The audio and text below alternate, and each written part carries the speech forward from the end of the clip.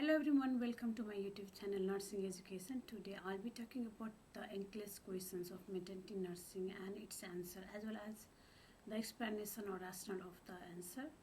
If you have not subscribed to my channel yet, please do subscribe and press the bell icon to get notification when I upload the video.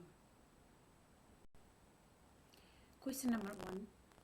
Nurse is giving instruction to the pregnant woman with hypertension who is about to have non-stress test. Which statement by the nurse is most appropriate? Option A. Let us know each time you feel fetal movement and we'll compare with this the fetal heart rate. Option B. Walk around if you do not feel any movement and see if it wakes the fetus. Option C. Sit comfortably at an incline and we'll monitor the heart rate and contraction. Option D. When you feel fetal movement, let us know and we'll hope for a non-reactive result. You can pause the video and answer the question and see the answer in upcoming slide after you have answered the question. Option A is correct answer. During the non-stress test, nurse give the remote marker or fetal movement recorder to the client and asks the client to press when she feels movement. This helps to interpret the non-stress test graph when the test is completed and also compare the fetal movement with the fetal heart rate. Fetal heart rate will increase with the fetus movement, which is a reassuring NST test or non-stress test result. Option B is incorrect because the patient is hypertensive. The non-stress test is done at least for 20 minutes. As a client will be connected with a monitor and sees hypertensive, it is not advisable to walk without assistant. If the fetus is not moving, nurse can advise the client to drink juice or water or eat breakfast or lunch if she hasn't eaten anything. Also may ask to walk after disconnecting the monitor with the assistant. Option C is incorrect because the best position for the non-stress test is a left lateral position, which increases the blood flow to the fetus. Option D is incorrect because non-stress test result can be reactive or reassuring and non-reactive or non-reassuring. Reactive means the baby's heart rate increased 2 or more times during the testing period. Non-reactive means the baby heartbeat did not increase when moving or baby wasn't moving much. Question number 2. A 33 years old multipara woman is admitted to the birthing center. Per vaginal examination reveals her cervix is 8 cm dilated, 100% effacement and at gestation. What phase of labor is she in? Option A, active phase. Option B, latent phase. Option C, transitional phase, and option D, expulsive phase. The correct answer is option C, transitional phase. The transitional phase of labor extends from 8 to 10 cm. It is the shortest but most difficult and intense for the patient. As the client's cervix dilated 8 cm, she is in transitional phase. Option A is active phase. The active phase is between 4 to 7 cm. It is moderate for the patient, so she is not an active phase. Option B is latent phase. The latent phase is between 0 to 3 cm. It is a mild in nature, which is not correct. Option D is also incorrect. The expulsive phase begins immediately after the birth and ends with the separation and expulsion of the placenta. So the correct answer is C, transitional phase. Question number 3. A pregnant client states that she is in labor and seeks admission to the labor and delivery unit. Says she attended the antenatal clinic for perinatal care. Which questions should the nurse ask her first? Option A, what is your expected date of delivery? Option B, do you have any history of chronic disease? Option C, are you allergic to any medications? Option D, do you have any history of miscarriage? The correct answer is A. What is your expected date of delivery? The nurse priority in this case is to determine her correct status, especially her expected date of delivery, gravidity and parity when taking the history of a patient who may be in labor. Gravidity and parity affect the duration of labor and the potential for labor complications. Later, the nurse have to ask about the chronic illness, any allergy or any history of miscarriage. Option B is incorrect. After asking for the expected date of delivery, nurse can obtain the client health problem during current or previous pregnancy or any chronic disease.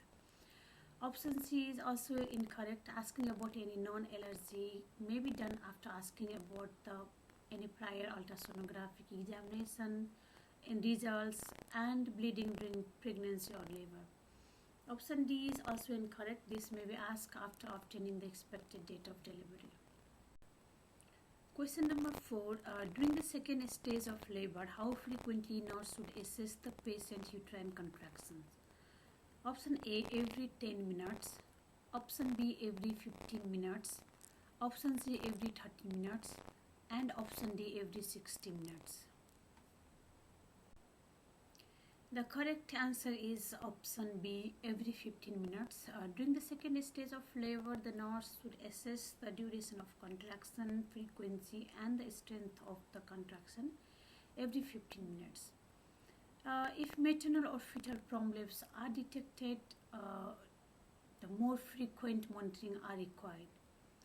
Option A is 10 minutes, which is incorrect. Second stage of labor starts when the cervical dilatation reaches to 10 centimeter and ends when the baby is delivered. At this stage, the patient feel an uncontrolled urge to push. Monitoring every 5 to 10 minutes would be too frequent and inconvenient for the mother who is in labor. Option C is every 30 minutes, which is also incorrect. Once the cervical dilation is complete, the fetus descent into the vaginal canal with or without the maternal pushing efforts. The fetus passes through the birth canal via cardinal movements, which include engagement, descent, flexion, internal rotation, extension, external rotation, and expulsion. These movements occur in a few minutes, so 30 minutes might be too long to assess for the contractions. Option D is 16 minutes, which is also incorrect. Monitoring hourly would be too long to assess for the contractions. Question number 5. A 30 weeks pregnant client is scheduled for a biophysical profile to assess the health of the fetus. Client biophysical profile score is 8. What does this score indicate? Option A, the fetus isn't in a distress at this time. Option B, the client should repeat the test in 5 days. Option C, the client should repeat the test in 24 hours. And option D, the fetus should be delivered within the 24 hours. The correct answer is option A. The fetus isn't distressed at this time. The biophysical profile evaluates fetal health by assessing 5 variables: fetal breathing movement, gross body movements, fetal tone, reactive fetal heart rate, and qualitative amniotic fluid volume. A normal response for each variable receives 2 points and abnormal response receives 0 points. A score between 8 and 10 is considered normal, which indicates the fetus has a low risk of oxygen deprivation and is not in distress. A fetus with a score of 6 or less is at risk for asphyxia and premature birth. This score needs investigation. Option B is incorrect. This test is commonly done when there is an increased risk of problems which could cause the complication. The healthcare providers will determine the needs and timing of BPP based on the chances of survival of baby when delivered early and the severity of mother's conditions and the risk of pregnancy loss. Option C is also incorrect. If the score is 6, the healthcare provider will repeat the test within 24 hours. This client score is 8, so C does not require to repeat the test within 24 hours. Option D is incorrect. The biophysical profile is a test used to evaluate the well-being of the fetus and commonly done at the last trimester of the pregnancy. It does not indicate that the fetus should be delivered within 24 hours. Question number 6. Pregnant clients are admitted to the antepartum unit and the nurse is documenting assessments of them. Which clients' findings are most important to report to the healthcare provider? Option A. Client at 36 week of gestation with 1+ edema of bilateral lower extremities. Option B. Client at 27 week of gestation with an asymptomatic systolic murmur. Option C. Client at 34 week of gestation with painful genital lesions. And option D. Client at 38 week of gestation with brownish mucoid vaginal discharge. The correct answer is option C. Painful genital lesions can be indicative of outbreak of genital herpes simplex virus infection and is important assessment finding to report to the healthcare provider. Herpes in pregnant women can be transmitted to the infant in different way in the uterus, perinatally and postnatally through the direct contact with the virus shed from the infected vagina, cervix, vulva or the perineum. Neonatal herpes simplex virus infection has serious morbidity and mortality. So the antiviral therapy such as acyclovir should be started immediately. Vaginal birth is not recommended with the active lesions. Cesarean delivery helps to reduce the risk of transmission to the newborn. Option A is incorrect. In the third trimester, edema of the lower extremities is common, especially after long periods of standing. Pressure from the enlarged uterus slows the venous return, which leads to dependent edema. The edema usually improves with the rest and elevation of the legs. Option B is also incorrect. Systolic murmur is common in the pregnancy and it's result from increase in total body volume. Systolic murmur usually resolve after the birth. If the client is asymptomatic, no intervention is required. Option D is also incorrect. Vaginal discharge become mucoid and blood tint as the day of preceding labor. This finding may be as a sign that the client is approaching to labor and this is not priority to report to the healthcare provider. Question number 7. A full-term pregnant woman complains of having contractions for last 2 hours and she states, I think my water broke. The nurse performed nitrogen pH test which turns blue. The nurse documenting the result of the test. Which client statement is most concerning the nurse? Option A. I have noticed wetness in my panties is constant since I thought my water broke. Option B. I had sexual intercourse an hour before coming here. Option C. I'm confused whether I just peed on myself a little bit or my water broke. Option D. With my last pregnancy, my water did not break on it. 1. The correct answer is option B. Testing vaginal secretion with a nitrogen pH test strip can help to differentiate between amniotic fluid, which is alkaline, and normal vaginal fluid or urine, which is acidic. Yellow, olive, or green color suggests that amniotic membranes are intact. A bluish color suggests probable rupture of membrane. However, the presence of blood or semen may result in false positive as serum or prostate fluid are alkaline as well. A client said she had a sexual intercourse before an hour coming here should alert the nurse to notify the healthcare provider that the nitrogen results may be falsely positive due to the presence of semen in the vagina.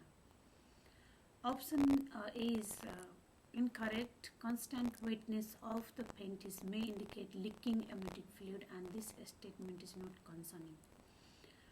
Option C is incorrect. Pressure from the enlarged uterus on the bladder might cause the occasional urine leak in the late third trimester. Urine is generally acidic and should not be inhibit the nitrogen test or cause a false positive result.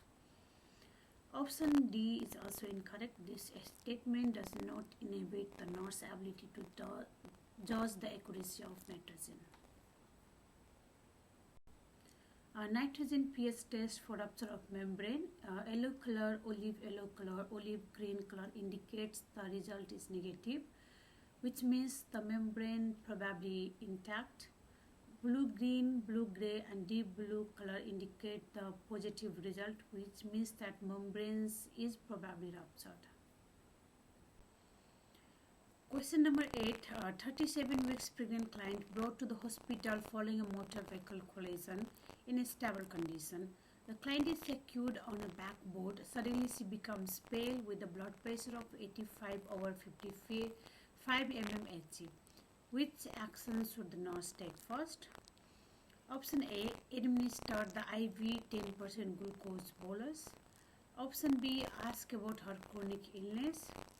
Option C. Tilt the backboard to one side. Option D. Initiate fetal heart monitoring. Option C is correct answer. Tilt the backboard to the one side. During stabilization of a pregnant client after trauma, uterine displacement is the first step to address supine hypotension due to aortic cable compression and decreased venous return to the heart and promote blood circulation to the fetus. The client should be tilted laterally while strapped on the backboard to promote venous return and protect the client from further potential spinal injury. Option A is incorrect. IV glucose is only required if the client is hypoglycemic and unconscious. Option B is also incorrect. Asking about the chronic illness is important when planning care for the pregnant client, but immediate physical needs are the priority. Option D is also incorrect. The nurse should first reposition the client to address a potential cause of hypotension, which can affect blood flow to the fetus, and then start the fetal monitoring later. Question number 9. The nurse assessing a client visiting the antenatal clinic. The client obstetric history is documented as G3T1P1A0L1. Which interpretation of this notion is correct? Option A. The client had one birth before 20 weeks of gestation.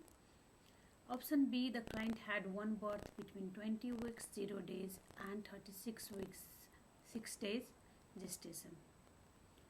Option C. The client has 2 currently living children. And option D. The client is currently not pregnant.